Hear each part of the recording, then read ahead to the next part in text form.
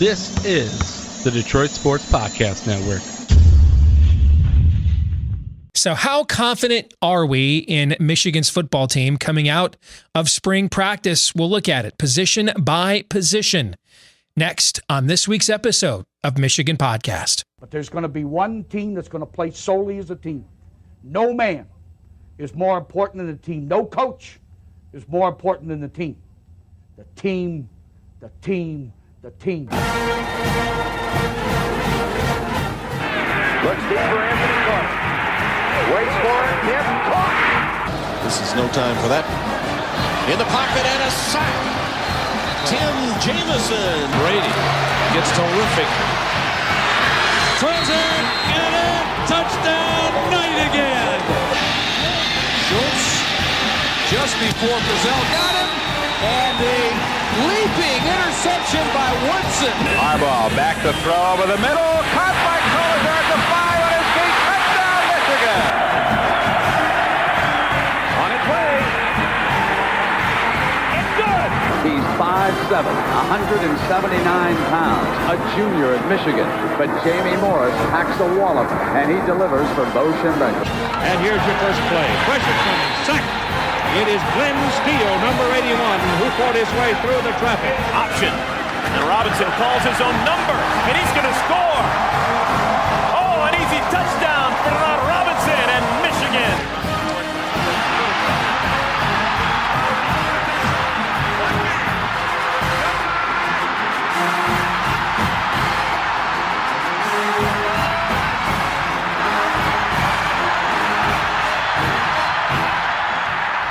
Win it. We're going to win the championship again because we're going to play as a team.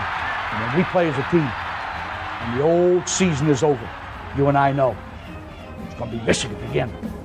Michigan.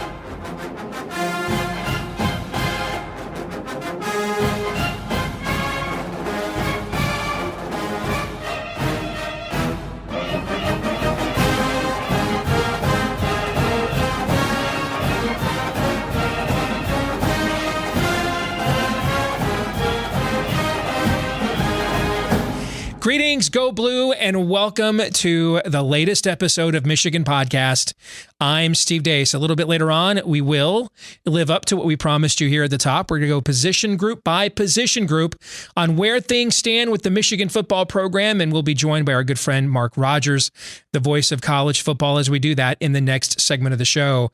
But I would be remiss if we didn't start off, though, with a final word about a fantastic college basketball season here for the Maize and Blue. You know, when you're deciding, is a college basketball season a success or not, there's really 4 ways that you can say without reservation your season was a success. It doesn't mean, hey, you know, if we finished 4th or 5th in the league and made the Sweet 16, that you can't call that a success. But for some programs, depending on your expectations going into next season, or going into a season, that could be a disappointment. For example, for Michigan next year with the team that we're going to have next season, I would say, unless we have injuries, finishing 4th or 5th in the Big Ten and only making the Sweet 16 would probably be considered a bit of a disappointment. For a lot of other programs, depending on where your preseason expectations were, you're totally fine with that. And we've had teams, you know, particularly early in John Beilein's, you know, recovery of the Michigan program, where those were fantastic seasons.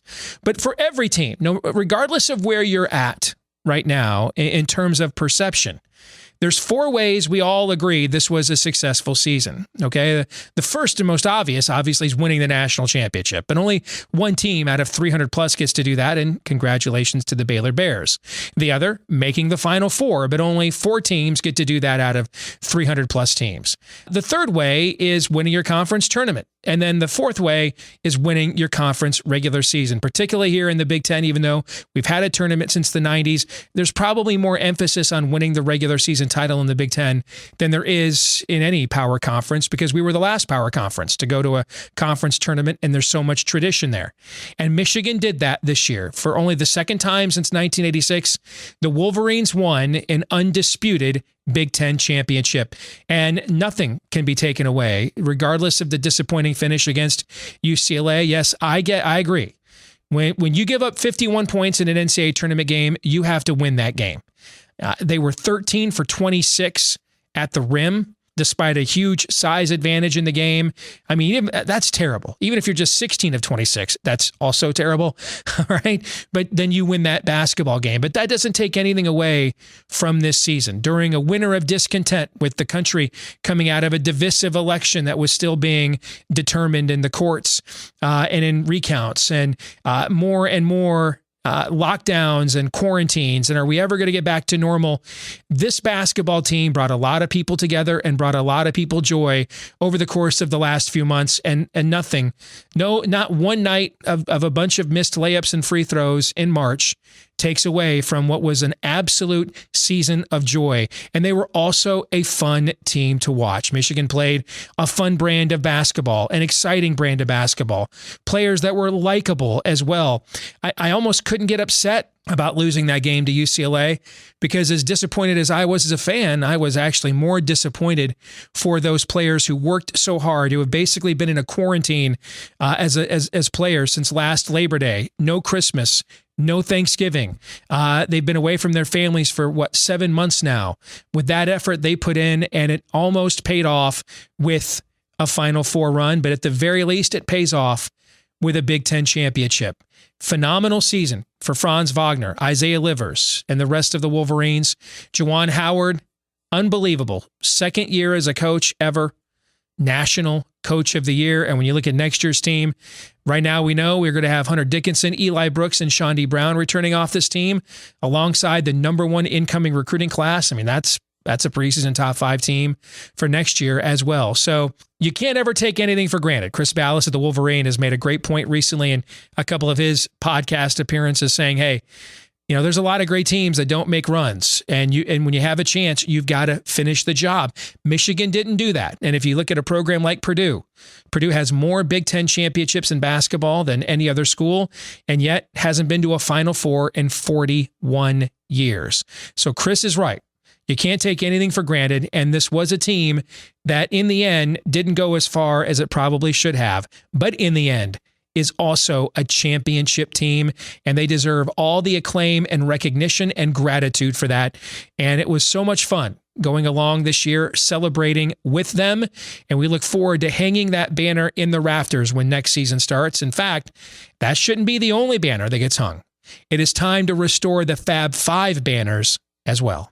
A big thank you to our Patreon supporters at patreon.com/Michigan Podcast, because you make these episodes possible with your support. And we get asked all the time, hey, we love what you guys do. How can we support you? Well, for just $5 a month, you can support us at patreon.com/Michigan Podcast. And hey, college basketball may be done, but now we're into the Major League Baseball handicapping, and we had an outstanding season in Major League Baseball last year. We had a pretty good season in college basketball this year as well, as you can see right there from something we recently posted on our Patreon page. So $5 a month to get some pretty good sports handicapping, an opportunity to win some money, like when we recommended you take before the tournament, Baylor 6-1 to win the national championship. You saw that thing pay off, right? Well, your $5 a month pays off when you support us at patreon.com/Michigan Podcast.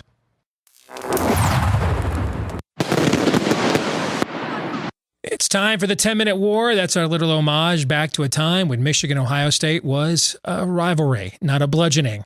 Particularly the great 10-year war between Woody and Bo, and we have with us for this segment each and every time our good friend and the one and only reasonable Ohio State fan, Mark Rogers, who himself has a fantastic YouTube channel. If you're a college football fan year-round, the voice of college football. Good to see you, Mark. How are you, man? I'm doing well, Steve. Unfortunately, I see where the football disappointments have spilled over into other sports. Can't be disappointed with an undisputed Big Ten championship, brother. Can't be disappointed with that. But yeah, the basketball program's been excellent for years. Yeah, it's kind of carrying the football program's considerable dead weight at the moment, which is where we're going to go with spring practice wrapping up for the Wolverines this week. They will have no spring game, no practice. They will have nothing public to show us whatsoever, which frankly, Mark, I took that as, I know a lot of fans are mad and upset. I thought it was merciful. I mean, it's almost like Michigan football knew we could not turn the drip off ourselves. So they just decided to royally F their fans again, which that's kind of how they roll. But they did it in a way that this time, without the pusher on the corner handing out the maize and blue construction paper, we got nothing to put on our lips and sing Lucy in the Sky with Diamonds to, again, as we lie to ourselves with more preseason hype. So I'm actually very relieved they're showing us nothing, Mark. Well, based on what your attitude's been the last few years, I didn't expect anything different from you, Steve. we want to see a spring game, and they are generally meaningless. There are a lot of individual efforts you can take from it. I think the individual matchups, like at wide receiver versus cornerbacks and quarterbacks just basically delivering the football. And there's a few things that you can take from spring games that are legit, but a lot of it you can't, of course. But we need to know more about this Michigan team. And as you well know from talking to beat writers on a regular basis, they even throw their hands up, not just in Michigan circles, but across the country, because they have less access to these teams than they ever have, both due to COVID and just in general. These coaches have become completely paranoid. There was a time when I covered Ole Miss, Mississippi State, and Alabama, and we used to get to watch practice. Do we really want to know more about this team? I mean, careful what you wish for, right? But let's do this. With spring practice wrapping. Hurt me. Well, it's hurting me, actually, painfully, quite a bit. With spring practice wrapping up, I haven't done as much legwork on this as I normally would because, frankly, I think the team's going to be terrible, and I really have enjoyed the basketball season. But I have heard a few things. I've read a few things. All right, and then my own thoughts. Let's go position by position group on a scale of 1 to 10. All right, so 1 is 0 confidence, 10 is maximum confidence. I'm going to go through these position groups one by one. I'm going to tell you where I would be given this caliber of the schedule Michigan's going to play this year, which, again, will be one of the tougher schedules in the country. But when you're completely overhauling your coaching staff, don't know who your quarterback is, have a brand new defense and another reshuffled offensive line, every schedule looks hard when that's your roster, Mark. All right, so let's look at these 1 through 10. How much confidence do we have for this position group when we look at the schedule Michigan's playing? So for the quarterback room, I'm going to go a 5, Mark, and I'm only putting it there because Alan Bowman is coming in. It would have been lower, obviously, without him. Now, I've seen Alan Bowman play a couple of times, including in person. Talented kid, okay, competent. Kind of, I guess, maybe what a Jake Rudock was when he came in Harbaugh's first year. I don't think he's as good of an overall athlete. I think there's more arm talent there. But him coming in, I think he's going to start the first game of the season. By the way, I think he'll be the starting quarterback. From what I understand, J.J. McCarthy simply not ready. And Cade McNamara, there's a reason why he couldn't beat out Joe Milton. They kept trying to give him a shot to beat Joe Milton out in practice, and he couldn't do it. And from what I understand, he's hardly taken the bull by the horns in this spring as well. So because of Alan Bowman, and I think he's okay, a competent starter at this level, he'll have more throwing experience than the average Big Ten quarterback, but he's going to face better defenses than the average Big 12 quarterback does too. So I've got it right there at the Mendoza line of a 5. What about you? Bowman was a necessary addition to this quarterback room. There's no question about that, because without him, then you're really skating on thin ice, something similar to what Clemson might be facing if they lose their starter. And he's a capable, competent quarterback. I really have nothing to add to your analysis. And if anything, unfortunately, he performed much worse against the Power 5 competition within the Big 12. So that's to be a possible concern there. Okay, we're hearing the typical things both out of J.J. McCarthy's evaluation and Cade McNamara. McNamara does all the right things. He's just a good program player. Man, he learns the playbook. He's got it down pat. He does all the right things. He's just a good guy, just a plugger, a worker. But is he going to lead the program to the promised land? Probably not, based on what we've seen and based on what his scouting report is. I still want to see J.J. McCarthy win the job just because I want to see this team go for broke. But again, the comments are typical. He still has to learn the playbook, but he makes plays we're hearing, especially with his legs, that nobody else in the room can make. So that's where we stand. I just want to caution some Michigan fans in regards to, I'm sure you've more so than provided the cautionary tale for Michigan fans. But if I'm not mistaken, correct me if I'm wrong, in 2016, entering August camp, John O'Korn, especially coming off one decent season at Houston, was the projected starter, right. And then Wilton Spate ended up beating him out. So this is not going to be decided until a few weeks left. All right, next position, running back. I think this is actually the best position on the team. I think it's possible this is the best running back group in the conference. When you look at the trio, you have Hassan Haskins, who has more speed than you think, more power than you think. I don't know that he's special in any one category, but he does everything well. He doesn't really have much of a weakness. He just is an elite, but he's really good at everything. He's a guy that can be a bell cow. Behind him, you have Blake Corum, who was a highly coveted recruit in the last class, recruited by everybody all over the country. A next level of explosion. And then you're bringing in Donovan Edwards, one of the top running back recruits in the United States, local kid as well. You get a chance to get him his feet wet a little bit, but he's been one of the stars of spring football. He's already on campus. Heard his name a lot more than J.J. McCarthy's, in fact. So I think that three-man rotation is actually about perfect. Corum is a perfect change of pace to Hassan Haskins. If you're going to be old enough to remember this, it's a little bit the reverse of Leroy Horde and Tony Bowles, where this time Hassan Haskins is the Leroy Horde type. He's going to carry the water, and the change of pace is the Tony Bowles type in Blake Corum, if you get that analogy there. And then you've got the prized freshman that'll be too good to keep off the field, but you won't have to rely on him too much while you get his feet wet. I think this is actually the strongest position group on the team. That's why I gave it a 9. And looking back on what Michigan has brought at the running back position over the last several years, regardless of the coach, even before Harbaugh, it's typically been a 3-back rotation. And I was trying to think back to when was the last time Michigan had a running back that you would consider game changer, scares the defense, top 5 to 10 running back in the nation. It was probably the running back coach himself, right? Mike Hart. Mike Hart. The last time that they had that kind of guy. Yeah. Karan Higdon was good. Fitz Toussaint, good. Devion Smith, good backs. And then you had Mike Hart right after Chris Perry. And remember, Chris Perry won the Doak Walker Award. Sure. Mike Hart is still the leading rusher in school history. But, Chris Perry was a first-round draft pick, flamed out with injuries. Mike Hart was a 6th-round draft pick. I think we've had one Michigan tailback rush for 1,000 yards in the NFL in something like the last 15 years, and it was Fitzgerald Toussaint. Yeah, so I like the running back room like you. I'm not quite as high. By the way, I'll give the quarterbacks a 6. I started with a 5, and then I compared them to their competition in the Big Ten and actually upgraded the position. So at running back, I'm going with a 7 because I love Haskins, but he's not great. He's not a game changer, that type of explosive back. But Donovan Edwards, it's going to be intriguing to see if he's the next great Michigan back. And as you outlined, Blake Corum brings that different dimension. They can get him out of the backfield, throw the ball to him in space, do some different things with him, and let him make some plays. So it should be interesting at running back in a solid position for this team. Let's go to wide receiver, where Michigan is recruited very, very well, but I don't really know what to think. They underutilize these guys. I mean, Nico Collins last week at his pro day, Mark, he's 6'3", 230 pounds, and he ran a 4.35. Okay, we threw the ball to him like literally 3 times a game. Okay. Giles Jackson transferring out. It's a small list of players in Michigan history that have returned multiple kickoffs for touchdowns. It's one of the hardest thing to do in the sport. He has, but yet they barely threw him the ball anyway. So on one hand, it's a terrible looking transfer because he's been a great ambassador for the program. He helped them recruit other players. And then you turn around and you lose that guy. It's a bad look, but in terms of production, we don't use these guys anyway. Okay, so we have a wide receiver room that probably 90% of college football programs would trade places with. So in terms of personnel, it should be higher than a 6.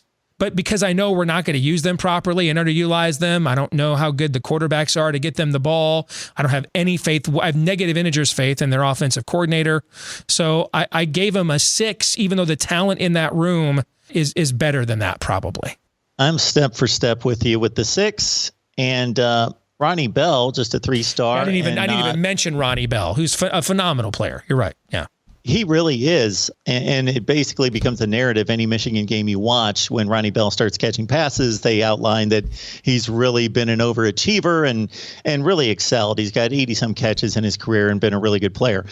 I guess Cornelius Johnson. So I'm going to ask the same question at the wide receiver position as the running back position in regards to who truly scares the defense. Not talking about productive players, but who scares the defense, who can change a game. And I guess the potential of Cornelius Johnson being that guy, or maybe down the road. I don't know if he's going to be ready in 21, but Xavier Worthy, of course. I mean, I think they have recruited to Alabama. 3 or 4 players like that. I just don't trust they're going to get him the ball. Donovan Peoples-Jones' final 2 schools were Michigan and Ohio State. It could be argued he might have had in one season at Ohio State the amount of catches he had in his career at Michigan, or pretty close to it. So I think they have 3 or 4 of those kinds of players right now. I just don't trust they'll get him the ball because I've paid attention for the last 5 or 6 years, and they don't get him the ball. You are certainly right about that. So the wide receiver room looks good, but it's unfortunately the most dependent position on the field. Got to have the ball thrown to you to do anything with it. Yes, we're going to talk some offensive line now. Let's go to offensive line, and one of the most mind-numbing position coach firings this offseason. Ed Warner may have saved Jim Harbaugh's job. I mean, the offensive line was a disaster after 2017. It was the worst offensive line in the Power 5. Harbaugh had kept his friend Tim Drevno for too long, brought one of Rich Rod's former assistants back to help coach the offensive line. The problem is one guy coached a zone blocking scheme, the other guy coached a man blocking scheme, and it was just going nowhere. So they brought Ed Warner over from Minnesota as the offensive line coach. You guys obviously know him well. Did a phenomenal job as an OL coach at Ohio State. Rescued that unit. Had Michigan one game. That unit recovered to the point Michigan was one game away from the college football playoff his first year. His second year, they had 4 guys selected in the NFL, all made rosters. Last year, with a young, reshuffled unit, they, I think, were still number 1 in the Big Ten in fewest sacks and fewest tackles for losses allowed. And keep in mind, Jalen Mayfield, their preseason stud, didn't play a lot last year. So, of course, you fire that guy and replace him with a guy that's never coached the position before. So when you look at the grade I'm giving the offensive line, I think I had a 5 there as well.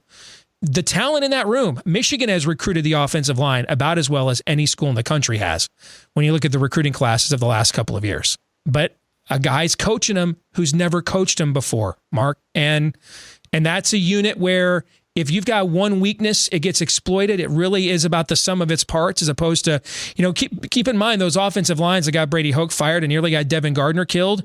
The 2 starting tackles on those offensive lines were Taylor Lewan, the highest paid tackle in the NFL, and the other tackle was a starting tackle for the Denver Broncos on their last Super Bowl team. So it doesn't really matter if you've got 1 or 2 studs. If the unit has a weakness, it will blow up that entire front.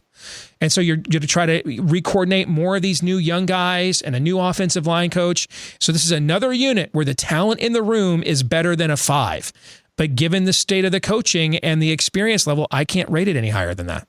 Despite all the coaching changes on both sides of the ball, I believe it's 6 total coaches has changed spots or come in from elsewhere. This was the one position where I thought less about players and thought more about coaches. Mm-hmm. And the coach that you just pointed out, Ed Warner. So I thought, and because of what you just outlined, the offensive line coach to me is, on most teams, of course, every situation is different, but generally the most important position coach you have on the team. There's just so many moving parts, and you've got to get the right combination. You can't just throw out the best 5 guys.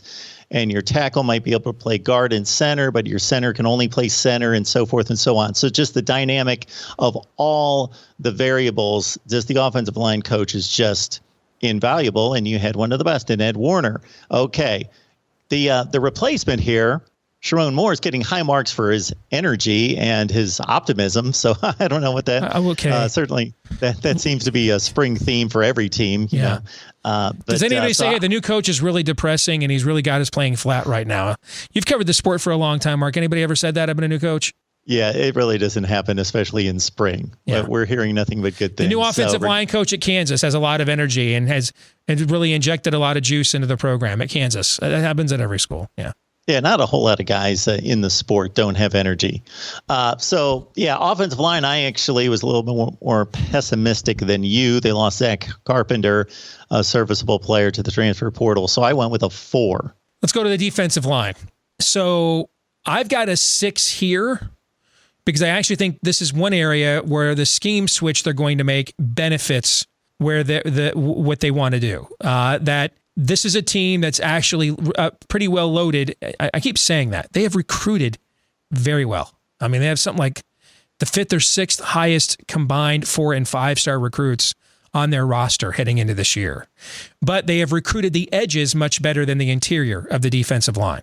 So by going to more of an odd man front look, I think that is better suited to the personnel and the talent that they have. They have a lot of talent on the edge. I think Aiden Hutchinson's as talented of an edge player as returning in the Big Ten. Braden McGregor was a big-time recruit 2 years ago, coming off Alfred by Alabama, coming off. He's had a full year to recover from knee surgery. Remember the name David Ojabo, a big-time athlete that has got a late start in football, but we're talking, this guy would win the CrossFit Olympics. So I like the athletes they have on the edge, and I got to think between Mozzie Smith, Chris Hinton, and a couple of other guys they've recruited, they've got to come up with at least one guy who can play those two gaps there on the nose in an odd man front. So this is the one area where the coaching change, if Don Brown was still here, I'd probably rank it a 5 again, because this is another area where I think the talent in the room is better than the ranking, but I'm going to give it a bonus point this time because I think the scheme switch actually is more suited to the personnel that Michigan has. So I gave it a 6. I go back to a recurring theme with almost every positional unit, and that's something that you touched upon to a certain extent, and that's these glut of 4 stars that are stacked up at each position.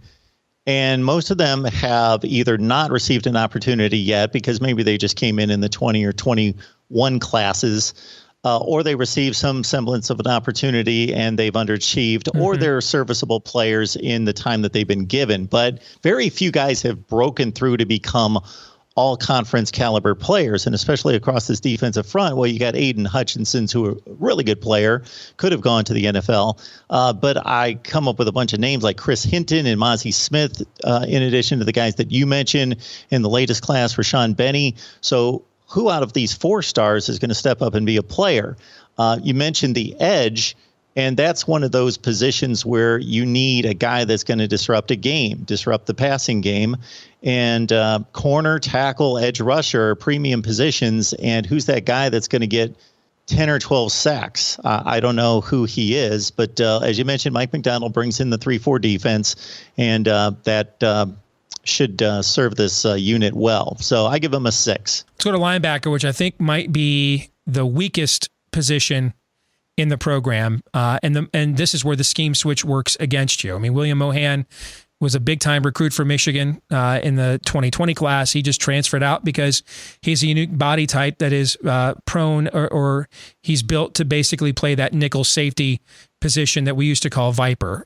There's probably 2 or 3 more players like him in our program now that are trying to figure out, am I fast enough to play safety? Can I bulk up enough to be an edge player or to play Mike or Sam or Will in this new defense? So I think Josh Ross is okay. What was funny is when they tried to play him last year, a former starter at linebacker, when they tried to play him with Cam McGrone and moved him to the will, he was terrible. When Cam McGrone got hurt and they put Josh Ross back at the mic, he was really good. So that tells you that he can play basically one position. And now they don't know who's going to play the other positions. So there's a lot of influx here, scheme as well. This is where most of the talent actually in this room is in the guys that just came in, like the Khalil Mullings, Nakai Hill-Greens, who have only had 1 year in the program and are already facing a second scheme now to learn. So this is not a unit I'm very high on. I only gave it a 4. So the read across the board for me is that, we'll have to wait until the coaches figure it out, but that it's a situation in which it doesn't appear as though most of these players are adaptable to other positions. And it's going to be a tough fit to make. And the coaches have a lot to figure out at linebacker. Yeah. They were starting to walk on at linebacker at the end of the year last year for a reason. All right. So because the young guys weren't ready to play and the older guys weren't that good. So Michael Barrett's a good player. As you mentioned, Josh Ross is a serviceable guy, been around the program forever, 5th year. But I got one name for you, Junior Colson.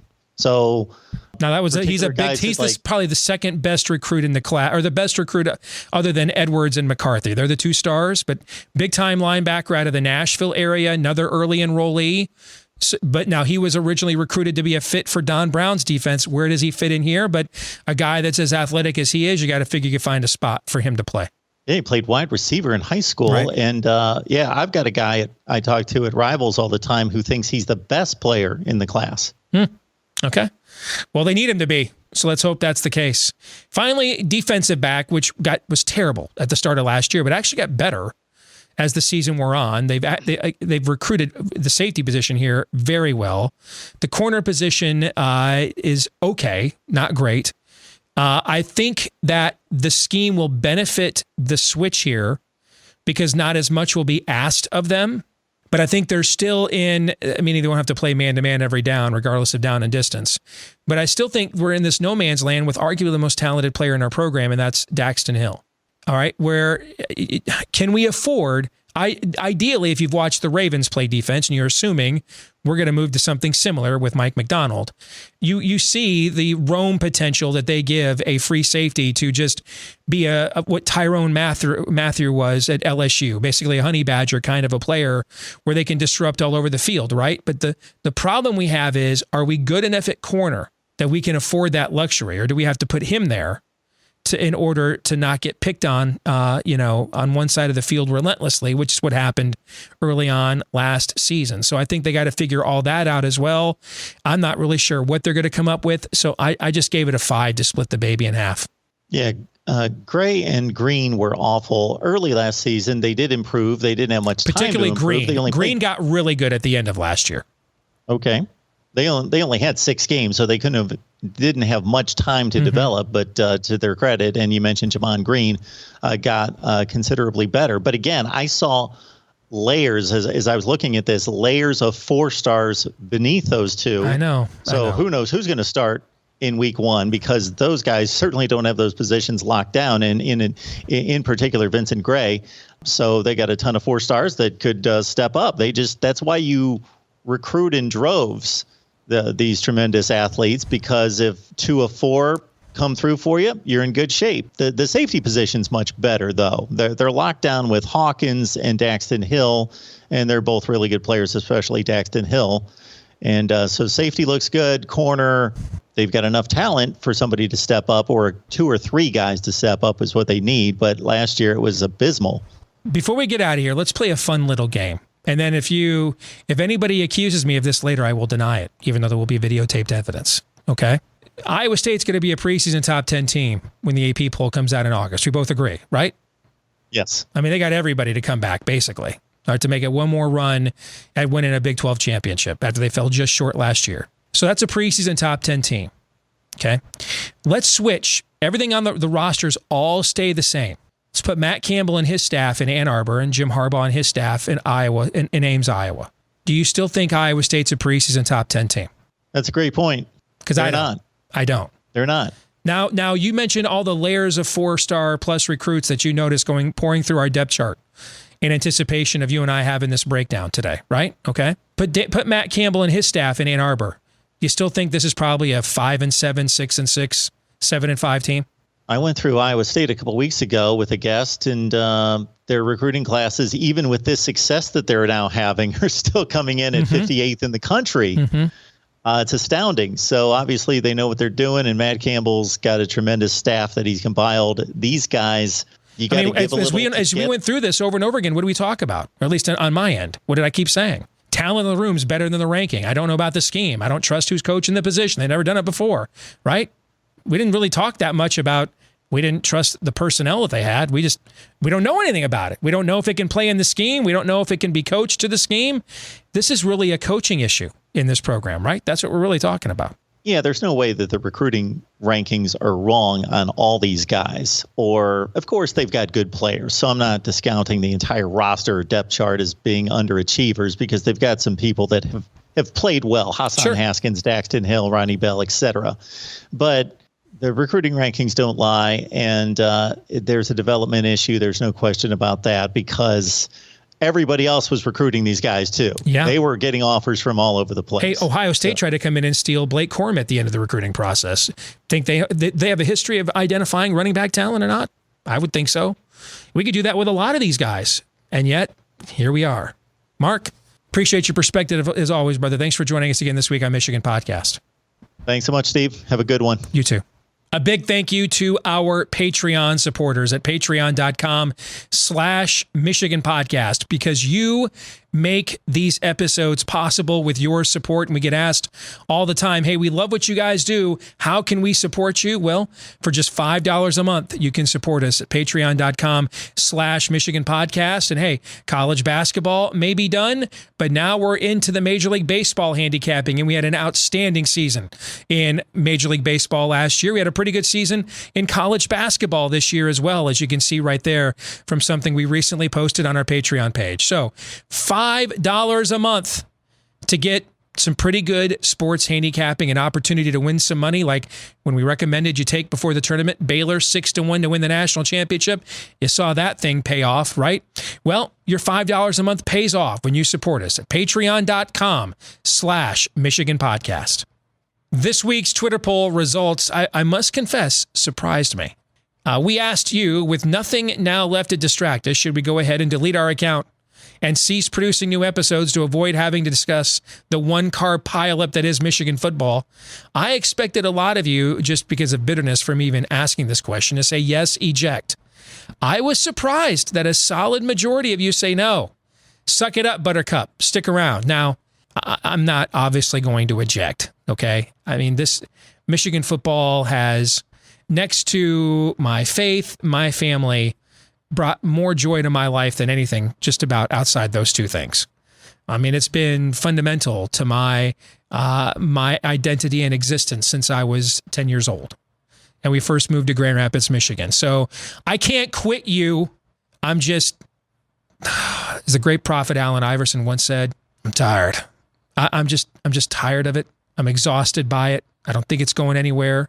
I think this season is going to be a one-car pileup. I think we're going to fire our coach.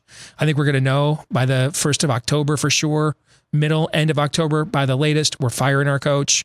I think it's going to be a Bataan march, not a season, a slog. I think the program's being incredibly mismanaged, and yet it's being mismanaged incredibly by my all-time favorite player as a child, which makes me full of conflicted emotions. On one hand, I'm angry and bitter. On the other hand, I'm just completely heartbroken that it's come to this. I'm a mess right now, is what I'm trying to say, okay? So that was just me kvetching, but I expected more of you to say, hey, Michigan, love it or leave it.